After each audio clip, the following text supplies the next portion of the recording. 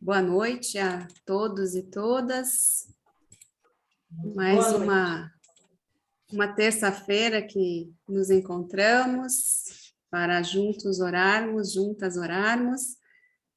darmos graças a Deus pelas nossas vidas, pela vida dos nossos queridos, nossas comunidades de fé, e nos encontrarmos também, né? Mesmo longe, é um longe que se torna próximo. E hoje, 7 de setembro, independência do Brasil. E nós indagamos, será então que Deus não vai fazer justiça a favor do seu próprio povo, que grita por socorro dia e noite?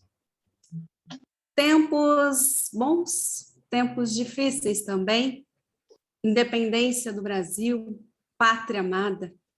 Mas a gente diz, como o profeta Abacuque, que nós confiamos que os maus não terão segurança, mas as pessoas corretas viverão por serem fiéis a Deus.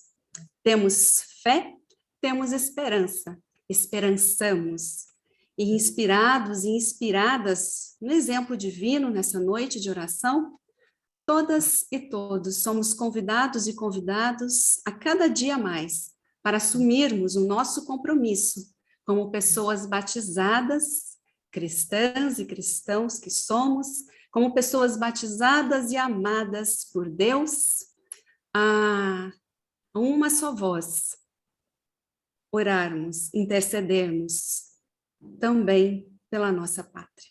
E em nome de Deus, esse Deus que se revela a nós como pai, como mãe, e que nos ama de forma concreta e fiel, e em nome do Deus encarnado no Cristo crucificado, que carregou a nossa dor e nos trouxe alento e esperança. E é em nome do Espírito Santo, que nos consola, nos reanima, nos encoraja também para assumirmos o compromisso com um mundo mais justo e fraterno. E por isso nós oramos que o amor de Deus transborde em nossos corações, para que possamos amar o mundo como Ele o ama, para que o amemos com todo o nosso coração, mente, alma e entendimento, e para que amemo-nos mutuamente. Amém. E agora, cantemos a canção do Senhor na terra brasileira.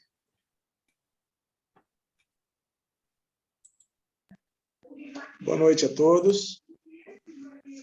Vamos cantar, então, essa canção do Laudate, do nosso cancioneiro.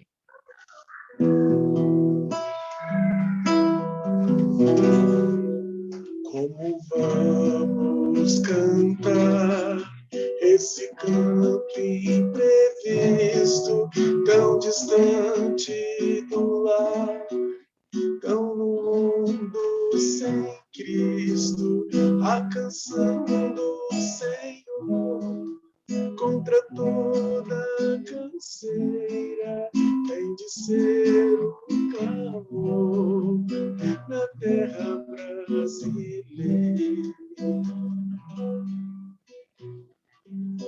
Como vamos cantar, se é tão grande a maldade, se tem gente a chorar, com temor e ansiedade, a canção do Senhor tem de ser a primeira, a justiça se opor na terra brasileira.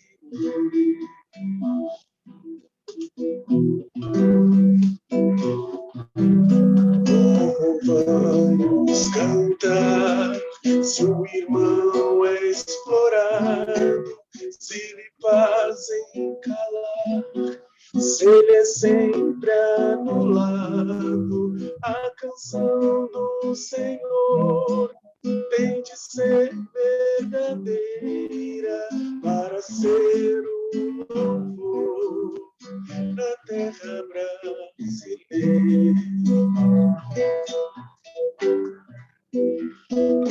Vamos cantar sem amor, liberdade, sem poder partilhar o calor da igualdade. A canção do Senhor tem de ser mensageira de inefável amor na terra brasileira.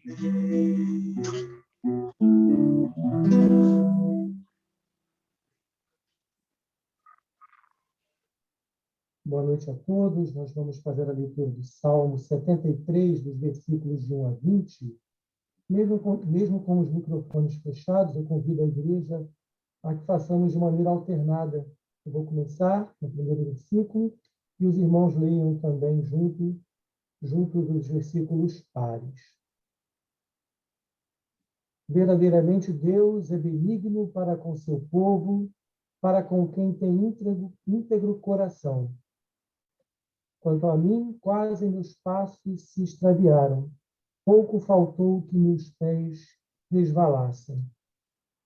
Porquanto invejei quem é arrogante, vendo a prosperidade de quem pratica a perversidade. Porque não conhecem as portas da morte, e robusto é o seu corpo. Não se acham em trabalhos como outra gente, nem sofrem aflição como as outras pessoas. Pelo que lhes envolve a soberba como um colar, e a violência lhes cobre qual um vestido.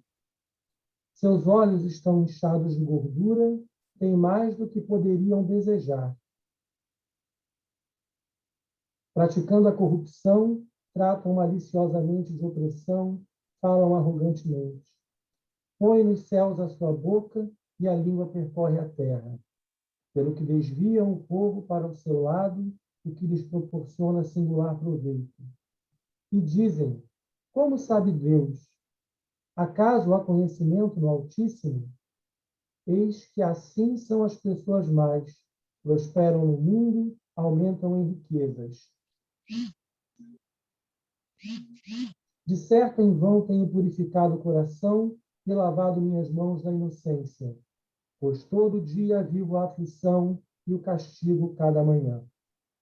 Se eu dissesse, falarei assim, eis que trairia a geração dos teus filhos e filhas.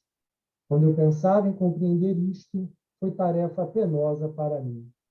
Até que fui ao santuário de Deus e pude considerar qual seria o fim dessa gente. Certamente fazes que fiquem em lugares escorregadios e fazes que caiam na destruição. Como se vêem ruínas em um momento, sofrem finalmente o terror da sua decadência. Como um sonho, quando se acorda, assim, ó Senhor, ao despertares, desprezarás a sua aparência. Glória ao Pai, ao Filho e ao Espírito Santo, como era no princípio, é agora e será sempre, por todos os séculos. Amém.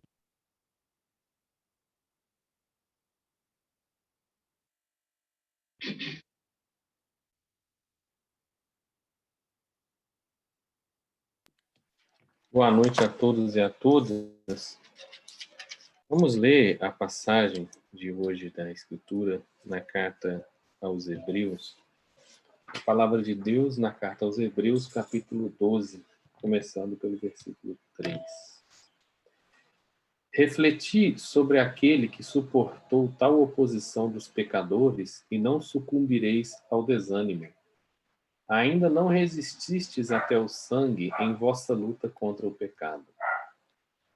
Esqueceste a exortação que vos dirigem como a filhos? Meu filho, não desprezes o castigo do Senhor, nem desanime se te repreende, pois o Senhor castiga quem ama e açoita os filhos que reconhece. Aguentai por vossa educação, pois Deus vos trata como filhos. Existe algum filho a quem o pai não castigue? Se não vos castigam como aos outros, é porque sois bastardos e não filhos. Mais ainda, respeitávamos nossos pais corporais que nos castigavam. Não devemos submeter-nos ainda mais ao Pai dos Espíritos para termos vida? Aqueles que nos educavam por breve tempo, como julgavam conveniente, este para o nosso bem, para que participemos de sua santidade. Nenhuma correção, quando aplicada, é agradável, mas dói. Porém, mais tarde produz frutos de paz e de justiça para os que nela se exercitaram. Portanto, fortalecei os braços enfraquecidos, robustecei os joelhos vacilantes, aplainai os caminhos para os vossos pés, de modo que a perna coxa não se desconjunte, mas se cure. Palavra do Senhor. Demos graças a Deus. Essa passagem de Hebreus, a gente dizia até pouco tempo, né? Pouco tempo, vírgula. Na verdade, desde a antiguidade, Hebreus não é tomado como carta, né? Hebreus é sabidamente uma homilia ou algum exercício de retórica semelhante. E tem vários elementos literários em Hebreus, inclusive esse trecho que nós lemos hoje, que é um trecho parenético ou parentético, que bebe de fontes judias de construção de retórica, de construção de discurso. Então, é por isso que é dito que é os hebreus. E como todas as cartas, se você olha no Novo Testamento, elas sempre começam, né? De fulano de tal para Beltrano. Mesmo as cartas do Apocalipse, a carta das igrejas do Apocalipse também tem o destinatário muito bem estabelecido. E não é o caso do texto de Hebreus, então ele não é uma carta, mas é um discurso, um exercício homilético, um exercício de retórica, uma catequese, um exercício doutrinário, que tem a ver com os judeus. Tem gente que fala que foi de Paulo, tem gente que fala que foi de Barnabé, tem gente que fala que foi de Apolo, não se sabe quem escreveu, mas é de teologia paulina. Então acabou ficando Hebreus de Paulo. E a gente não perde o costume de dizer carta aos hebreus, né? Embora isso não seja exatamente verdade. Esse trechinho que a gente leu, ele está dentro de um conjunto que é chamado conjunto parenético de Hebreus. É um conjunto de discursos com uma série de conselhos. E esses conselhos são construídos a partir de textos do Antigo Testamento. Aqui, especificamente, o autor parece estar bebendo de Eclesiástico 30, 1-7, se eu não me engano, onde você tem o discurso da necessidade de disciplinar os filhos. E aí tem imagens muito fortes, né? Qual é o pai que não castiga o filho? Sou eu nunca castiguei meu filho, não. Então a gente não pode ler esse texto como se fosse uma coisa para dizer assim, vamos ler ele ao pé da letra, vamos tentar entender, ele é para castigar, vamos açoitar os filhos. Tá, o Robert tem 2 filhos também, né? Nós precisamos comprar um chicote agora para açoitar os filhos, que a Bíblia está mandando fazer isso. Quem ama, açoita o filho muitas vezes. Lá em Eclesiástico está escrito, por sinal, quem ama muito o filho, muito lhe açoita. Né? Então, não é isso. O texto, na verdade, é uma série de conselhos que bebe da Escritura os seus exemplos para dizer de uma outra coisa. O próprio texto já faz isso. Ele pega no Eclesiástico e em Provérbios uma série de elementos para dizer de uma outra coisa. Para dizer da paternidade de Deus, ele pega elementos do Antigo Testamento que falam sobre a nossa paternidade humana. Então, hoje, se fosse hoje nos falar de entender Deus segundo o nosso pensamento como pai, né? Como eu como pai, você com experiência com seu pai, ou você como pai, a gente também precisa ler a partir da nossa própria cultura, a partir da nosso próprio uso, a partir do nosso próprio hábito. E é raro que a gente açoite os filhos hoje em dia. Mas o que essa imagem está apontando? Essa imagem está apontando para a disciplina, para o castigo, mas não a tortura. A gente, às vezes, entende, e quando a gente fala de açoite, imediatamente a gente é remetido à noção de tortura, pela nossa construção de sociedade, pela nossa história, onde pessoas escravizadas eram açoitadas, onde criminosos eram açoitados, onde pessoas são açoitadas até hoje por uma série de preconceitos. A gente, quando pensa em açoite, pensa em tortura. Neste caso de Hebreus, não é em tortura que está falando. Está falando em disciplina. A disciplina do Senhor sobre a nossa vida deve nos fazer imitar a Cristo. Hebreus toma Cristo como um protótipo da salvação que vem do Pai.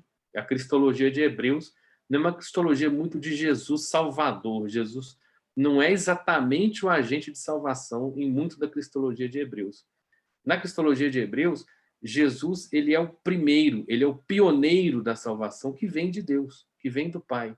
E essa salvação que vem de Deus, que vem do Pai, é a mesma salvação que se processa desde o Antigo Testamento até o tempo de Hebreus, que é da disciplina do Senhor.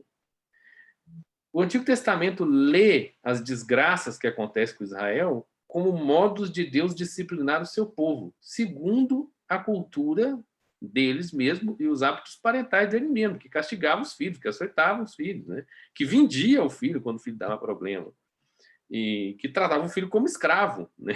Se a gente olha em Lucas, o filho, quando está voltando para o pai, em Lucas 15, ele fala: vou pedir que o meu pai me trate como escravo. Quer dizer que isso não é possível. Mas a imagem, para a gente entender bem quem é esse pai, a gente precisa pensar na causa de Hebreus. Hebreus só é escrito porque existe a experiência de Jesus, que é o pioneiro da salvação. E qual a experiência de Jesus com o Pai? Ontem, quando eu estava pensando nessa passagem, eu fiquei pensando que Jesus tem que ter tido um pai e tem que ter sido um pai maneiro. Porque tem que ter sido um pai legal, né? Não pode ter sido um pai de qualquer jeito. A experiência familiar de Jesus foi muito positiva, porque ele fala de Deus como pai de um jeito muito positivo. E aí eu me lembro da minha experiência com meu pai. Meu pai tem 90 anos já, né? Quem olha meu pai assim vai falar: nossa, sempre foi velho. Conhece ele agora, é uma coisa muito curiosa. A gente olha a pessoa, essa pessoa é um velhinho. Ele não é um velhinho, agora ele tá. Mas ele nasceu jovem, né? Nasceu bebê, igual todo mundo, dizem. Eu não estava lá no dia. Mas o que é importante é pensar: todos nós temos juventude, envelhecimento, ganho de experiência ao longo da vida para envelhecermos. Uma das experiências mais interessantes com meu pai, e que eu me lembro disso sempre, é que muitas das coisas de Bíblia que eu sei de memória, eu não aprendi na faculdade. Embora eu tenha ficado na faculdade bastante tempo. Mas muitas das passagens, quando eu penso nas passagens bíblicas, Provérbios, Eclesiástico, muito também de Pentateuco, o meu pai contava. E o meu pai passava na sala com o equipamento mais moderno que existia na época, que era o projetor de slide. Ele projetava uns slides das historinhas bíblicas e contava. Mas ele não lia o texto bíblico, ele recontava as histórias numa linguagem para nós, para as crianças. Além dessa memória muito viva que eu tenho do meu pai quando lidando com Bíblia, sempre que eu lido com Bíblia, eu lembro do meu pai contando essas histórias. O meu pai, ele é também, além de professor de filosofia, ele também é professor de jiu-jitsu. Pouca gente sabe disso, porque ele é um velhinho, né, pessoal? Ele já é um velho, mas ele era um professor de jiu-jitsu. E eu sou professor de karatê, né? E é engraçado que meu pai que pôs no karatê, porque ele tentou me ensinar jiu-jitsu, mas eu não aprendi aquilo de jeito nenhum. Ele falou: olha, seu negócio não é jiu-jitsu, você tem que aprender uma outra coisa. Aí eu fui fazer karatê, minha irmã também, meu outro irmão fez kung fu. Então, toda uma família de gente que fez arte marcial, né? E uma coisa que o meu pai, pela disciplina dele, também foi um jesuíta, também um artista marcial, e eu como professor de arte marcial, como artista marcial de uma certa maneira, não sei se eu sou um artista marcial, mas tudo bem. Uma coisa que a arte marcial ensina, e que a Bíblia também fala, é que a gente não pode desistir de apanhar. Todo mundo olha para quem... Olha o Júlio, né? Tem faixa preta de 2º grau, tem aluno meu que está na seleção mineira de karatê. Está disputando, fez Pan-Americano, né? Está disputando seletiva aqui. E aí olha e fala assim: o Júlio, olha lá, com a faixa preta na cintura, e deve bater muito. Não.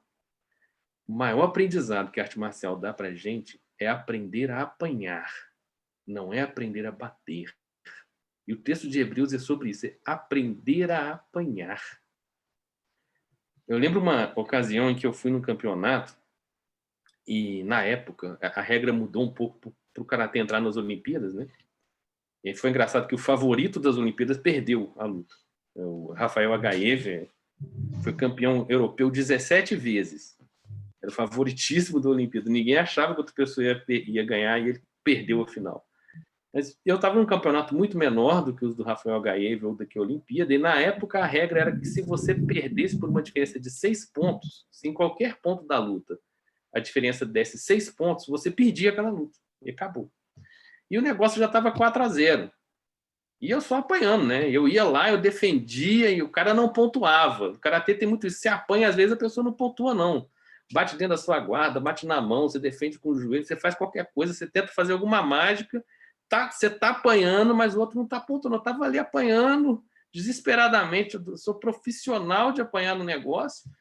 E aí eu tomei um socão na cara, né? E o cara não fez ponto. Foi um mubope, né? Que foi uma falta minha. O cara botou a mão meio fora do lugar. Eu dei com a narigada na mão dele. E o meu sensei veio. Né? Nessa hora o sensei vem para te olhar, para ver se você está vivo. Aí ele olhou, pediu para eu levantar, tirar o protetor de boca, não sei o quê. E eu falei para ele, agora a gente acaba esse negócio, né? Agora vão sair, vão ficar aqui mais para quê? Faltava só 30 segundos de luta.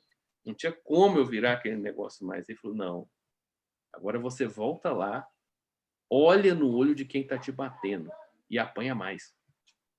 Me botou de volta. Isso é disciplina. Disciplina é quando a gente apanha, apanha, apanha e volta para apanhar mais. A gente hoje tem uma situação tristíssima no Brasil, e eu acho o dia de hoje infeliz em termos de nome, Dia da Pátria. Pátria já remete a patriarcado, a uma série de coisas que a gente gostaria um pouco de desconstruir. Não existe muito o dia da terra-mãe, não existe esse dia, existe o dia da pátria, o dia do pai. E a nossa pátria não é uma nação, ela é, na verdade, o resultado da aniquilação de uma série de nações e da escravização de um tanto de outras, e também de trazer para cá uma série de nações miseráveis no final do segundo reinado, no contexto de imigrações. Ela é uma história de golpes sucessivos, é uma coisa muito interessante. A independência do Brasil é um golpe do Dom Pedro I contra o próprio pai. Depois o Dom Pedro I faz um golpe contra si mesmo, contra a Constituição que ele mesmo proclama. Ele se torna primeiro-ministro quando ele não podia. Depois ele dá um golpe no Brasil, vai para Portugal, e aí fica o pessoal, todo mundo se golpeando. Então, o Brasil a história do Brasil é uma história, é uma sucessão de golpes de Estado. E a gente está vivendo um período, né, sem golpes de Estado escancarados, embora tenha muita gente que fala que o processo de 2016 pode ser interpretado como um golpe branco, que é um golpe com a participação dos elementos da República. É um golpe que a República dá em si mesma, né? E a gente está vivendo esse período democrático. E tem um pessoal que tem saudade da cebola do Egito, né? Uma coisa engraçada, tem lá no Êxodo, o pessoal está atravessando o deserto, aí tem codorna, tem não sei o quê, tem o maná que cai do céu, e o pessoal sente saudade da cebola do Egito, quer voltar para comer cebola. Então, hoje a gente também tem, né? Nossa travessia, no nosso processo, o pessoal que está reclamando que quer comer a cebola do Egito, que é outro golpe. É uma coisa curiosa isso, e tem gente que fala que nós estamos vivendo o golpe.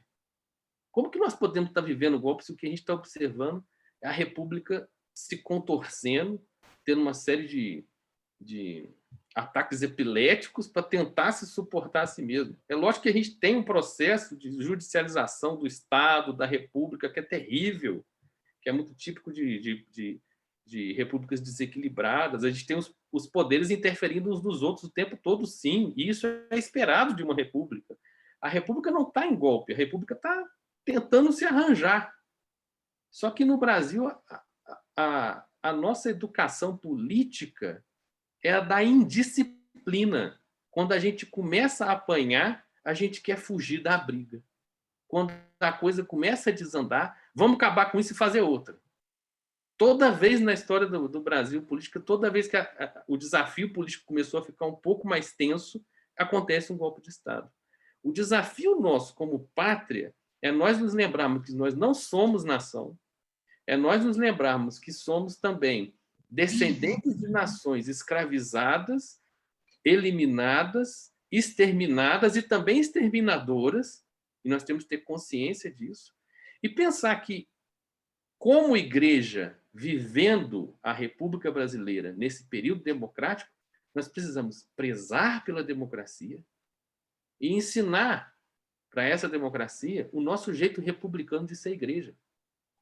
Se a gente observar como que a igreja se comporta, ela é extremamente uma república democrática, né? O que é terrível é que, na verdade, muitos de nós somos apegados à figura da rainha da Inglaterra e queremos viver como uma espécie de monarquia autoritária, se possível, e poucos de nós estamos dispostos a viver a construção do evangelho, a construção da liberdade, a construção de um reino de Deus. Esse reino de Deus anunciado, prenunciado, iniciado por Jesus, de que Hebreus fala, é um reino onde todo mundo cabe. O Dia da Pátria tem que ser o dia da gente lembrar que o nosso anseio, a nossa vontade de ver acontecer o reino de Deus depende e acarreta também do nosso envolvimento nos nossos próprios processos políticos, principalmente eleitorais. O Dia da Pátria tem que ser o dia em que a gente, olhando para aquilo que a gente gostaria de ver como sociedade, a gente não foge da luta. E nem se comporta como igreja de uma maneira infantil, dizendo não podemos nem tocar neste assunto. Nós precisamos nos envolver, nós precisamos entrar, e se estamos apanhando, olhar na cara de quem está batendo e apanhar mais, com dignidade. A arte da luta não é a arte de vencer, nem a arte de aprender a bater. É a arte de aprender a perder. É a arte de aprender a apanhar. Isso é disciplina. E nessa disciplina reside uma profunda liberdade. A gente deve continuar, então, nessa pátria tão combalida, num dia tão conturbado politicamente que foi hoje, continuar anunciando que existe um reinado de Deus, e não de ninguém, é de Deus, ele é fora daqui. Por isso não podemos ter reis entre nós. Nesse reinado de Deus, todas as nações têm espaço, todas as pessoas têm direitos, todas as barrigas estão saciadas. Ninguém grita por estar excluído. Todos estão incluídos. Todos se aceitam. E isso é extremamente exigente, porque isso é entrar numa luta que, ganhando ou perdendo, a gente sempre apanha. Quem não se nega a lutar já venceu a principal luta, que é a luta contra o próprio medo de entrar na luta. Essa é a mensagem que eu queria deixar para vocês, lembrando o que Paulo falou. Não desanimem, não, porque Jesus foi até o fim. Jesus continuou apanhando. E não perdeu a paciência e nem o hábito de perdoar. Força para nós, força para a nossa pátria. Somos independentes. Tem quem diga que, na verdade, é Portugal que se tornou independente do Brasil. Isso a gente nunca vai saber. O Eduardo, que é historiador, explica isso para a gente outro dia. Mas o importante de tudo, no dia da nossa pátria, nunca vamos nos esquecer jamais que o que a gente pensa é o reino de Deus, no meio dessa pátria possível na qual a gente está. Era o que eu tinha para falar hoje. Eu espero que eu não tenha falado nada que tenha te incomodado demais. Deus nos abençoe e sejamos sempre independentes, principalmente aqui dentro.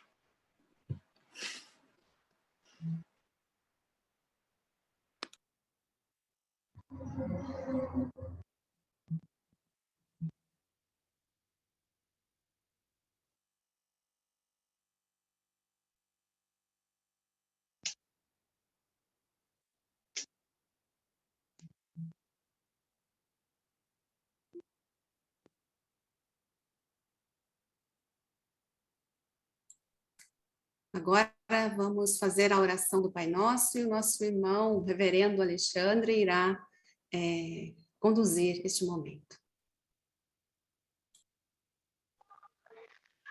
Que o Espírito do Senhor seja com todos. Vamos, nesse momento, fazer a oração que Jesus nos ensinou, a oração fraterna do Pai Nosso. E depois cantaremos o hino do nosso inário episcopal, Segurança e Paz 258. Então, nesse momento, convido todos, unimos os nossos corações. Pai nosso, que estás nos céus, santificado seja o teu nome. Venha o teu reino, seja feita a tua vontade, assim na terra como no céu. O pão nosso de cada dia nos dá hoje. Perdoa-nos as nossas ofensas, assim como nós perdoamos a quem nos tem ofendido. e não nos deixes cair em tentação, mas livra-nos do mal. Pois seu é o poder e a glória para sempre. Amém. Amém. Vamos cantar, então, esse hino, lindo hino, do nosso Inário.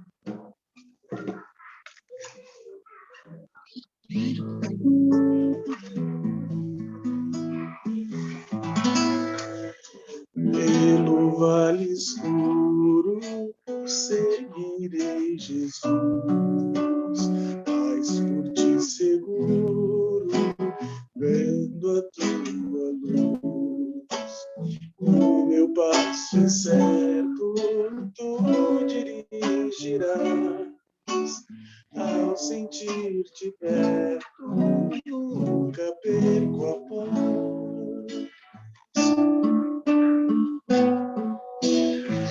Os espinhos tantos que nos vêm sangrar são remédios santos para nos curar. Onde existe a graça do bondoso Deus, tudo que se passa nos conduz ao céu. Quando que seja, sei de mim. Faz, ó Deus, que a igreja compreenda assim, e apesar das trevas possa ver, Senhor, que tu mesmo levas com imenso amor. Breve a noite desce, noite de luz, e meu ser carece de te ver, Jesus. Companheiro, amigo, ao meu lado vem, fica, ó Deus, comigo, infinito bem.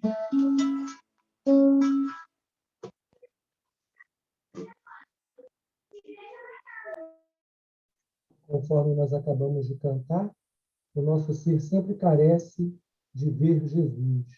E nesse dia tão conturbado, tão desafiador, nós somos convidados a também orar pelo nosso país, pela nossa pátria, pela nossa terra-mãe, por esse momento. Então, eu convido os irmãos a fecharem seus olhos. Eu vou fazer a oração e que cada um possa confirmar em seu coração, com seu amém, as palavras desse momento. Ó onipotente Senhor, criaste todos os povos da terra para a tua glória, a fim de te servirem em liberdade e paz. Concede ao povo de nosso país o zelo pela justiça e a virtude da moderação e da paciência, para que usemos a nossa liberdade conforme a tua benigna vontade. Por Jesus Cristo, nosso Senhor, que vive e reina contigo e com o Espírito Santo, um só Deus, agora e sempre. Amém. E ainda nesse instante de oração, de clamar pela presença do Senhor, nós gostaríamos de abrir a oportunidade para todos aqueles que queiram fazer um pedido de oração, apresentar algo que o angustia, que possa abrir seu microfone, verbalizar o seu pedido, para que a igreja em unidade possa interceder pelas nossas vidas.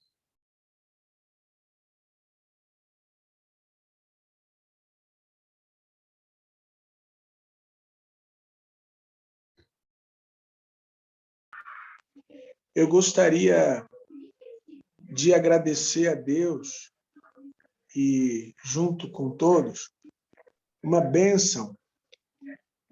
Hoje à tarde, a minha bebê, de 5 meses, virou do carrinho e caiu no chão. Eu consegui amparar ela com o meu pé, mas foi bem alto.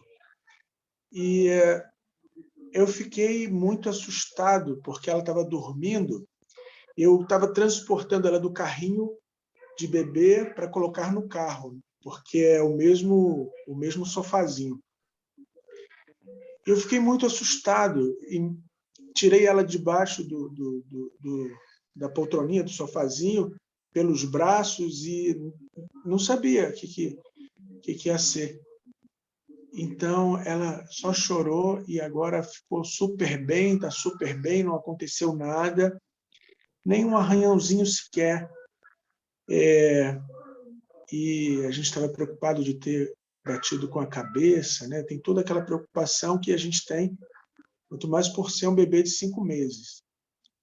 Mas eu fiquei assim assustado e agora muito feliz, né? E para mim é motivo de ação de graças, de gratidão a Deus. Eu estou partilhando esse milagre, essa bênção com os irmãos e quero agradecer juntos.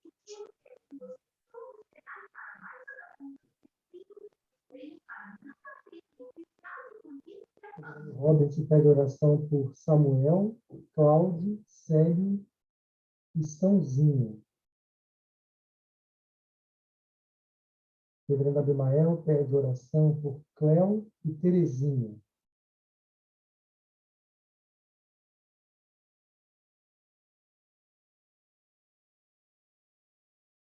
Mais algum pedido, irmãs e irmãos? Eu queria pedir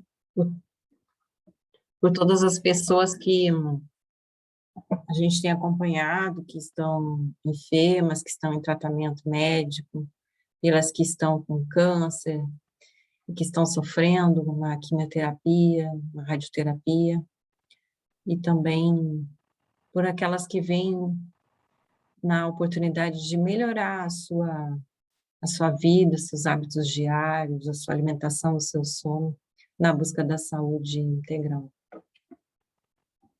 Bem, pela gratidão pelo nascimento da Tereza, pequena Tereza Viana Fonseca, filha do casal Alétia e Rafael.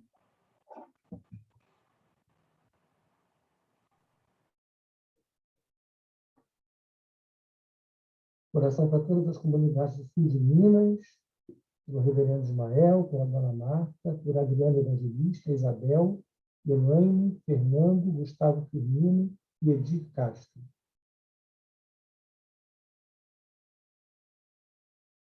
Vamos fazer assim, irmãos, nós vamos ter alguns instantes de silêncio, onde cada um é convidado a colocar esses pedidos na presença de Deus, colocar aqueles pedidos que você não pôde verbalizar, aquelas causas que às vezes são muito íntimas e nós não podemos apresentar publicamente. Então, feche seus olhos e interceda junto ao Senhor.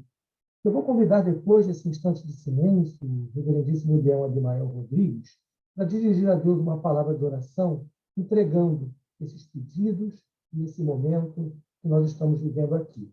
Então, oremos em silêncio, cada um, e depois o reverendo Abimael vai nos elevar ao Senhor uma palavra de oração.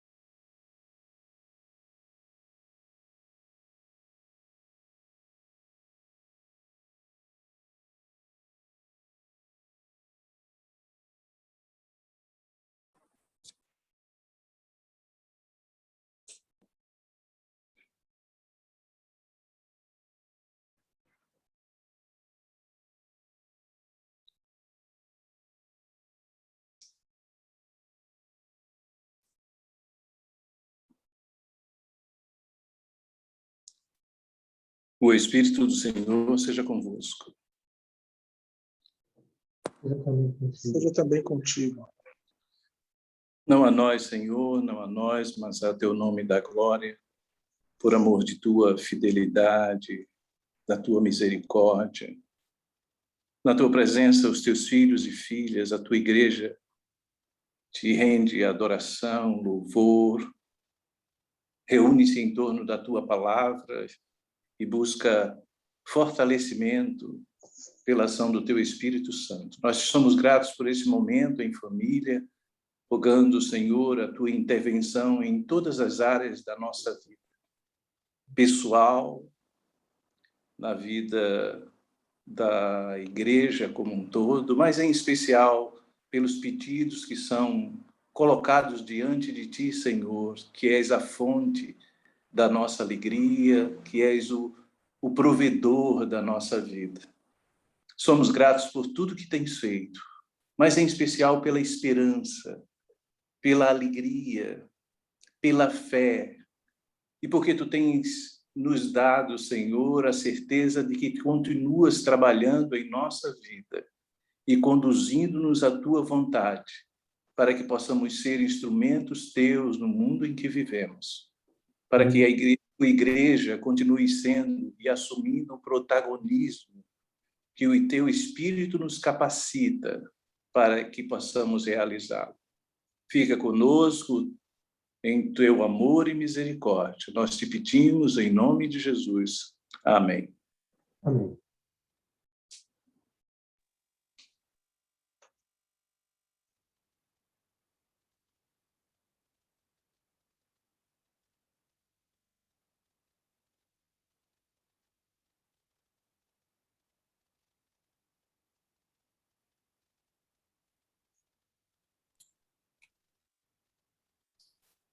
Se perguntarem sobre o dia da vitória, tu dirás com esperança: tudo aqui vai melhorar. O povo alegre realizará a história, e no fim do tempo certo, a colheita se dará.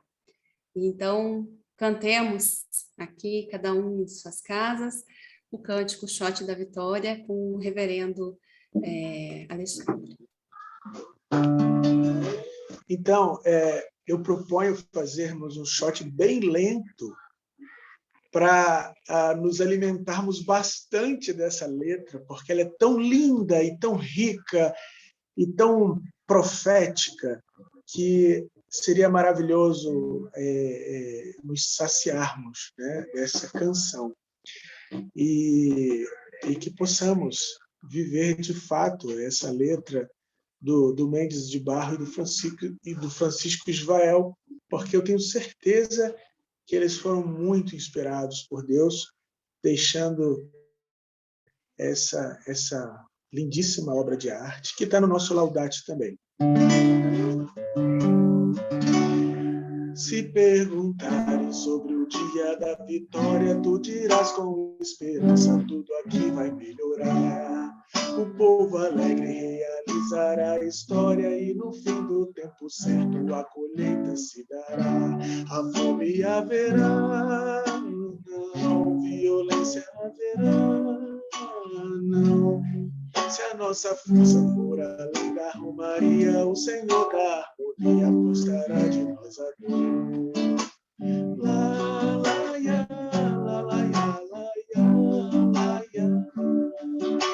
Lá, lá, ia, lá, lá, ia, lá, ia. Caminhando com os olhos no futuro, clareando onde é escuro com a força da união. Que venceremos quem vai contra a natureza, pois sabemos com certeza que haverá ressurreição. E a fome haverá, não, violência haverá, não. A nossa terra terá vida abundante para que a gente cante nessa plenitude do amor. Lá, lá, ia, lá, lá, ia, lá, ia, lá, ia. Lá, lá, ia, lá, lá, ia, lá, ia.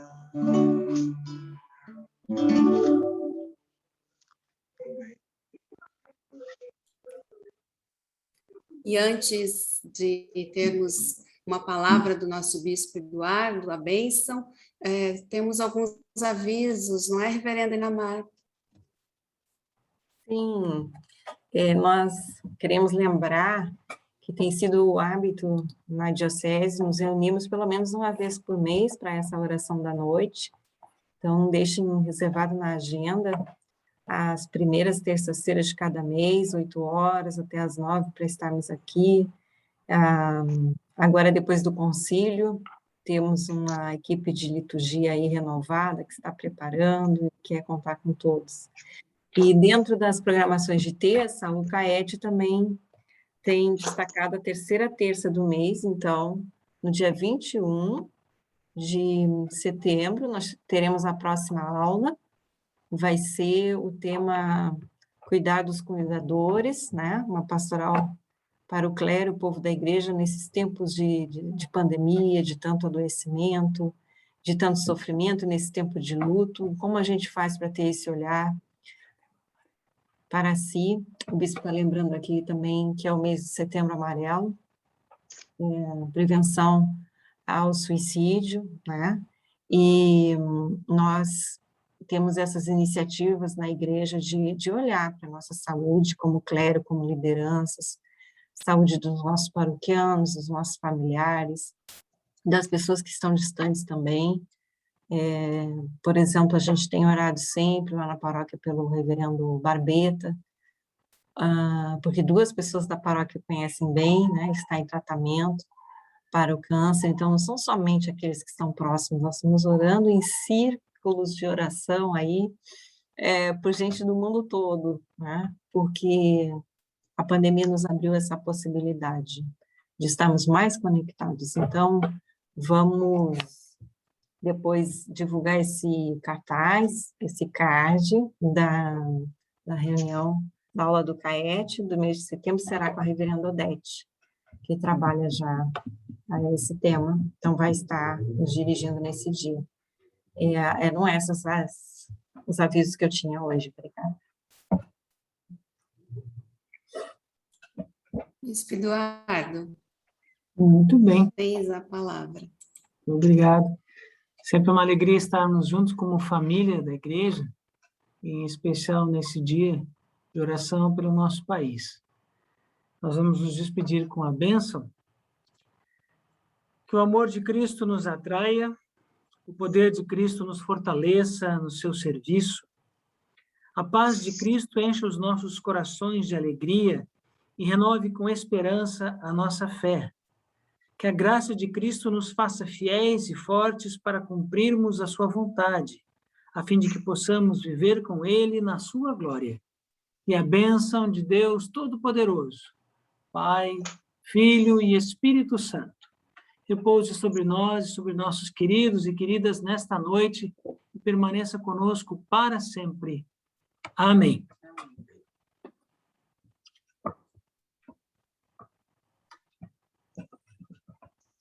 Amém. Podemos abrir nossos microfones e agora nos saudarmos com a paz de Cristo. Uma boa noite a todas e A paz de todos. Cristo. Muita paz, muita paz. Boa noite, paz de Cristo. Abençoada essa restante semana. Paz de Cristo. Filha, Paz. André, Paz de Cristo. A paz de Cristo, meus amados. Antônio. Antônio, O Antônio falou que quer falar amém. Quer dizer, não fale amém, Ana Antônio. Marta, tudo fala bem? amém aí. Fala. Amém. Amém. Amém. Tchau, Tchau, gente. Padre Silvio, Fiquem na paz. muita paz. Boa noite. Boa noite. Tchau, Boa tchau. noite. Boa noite. Boa Boa noite, gente. A paz de Cristo. Paz, a paz. Paz de Cristo. Boa noite, bom descanso. Júlia está aí ainda? Ah, já saiu. Boa noite, bispo. Boa noite a Boa todos. noite, gente. Boa Bom noite a descanso. vocês. Boa noite.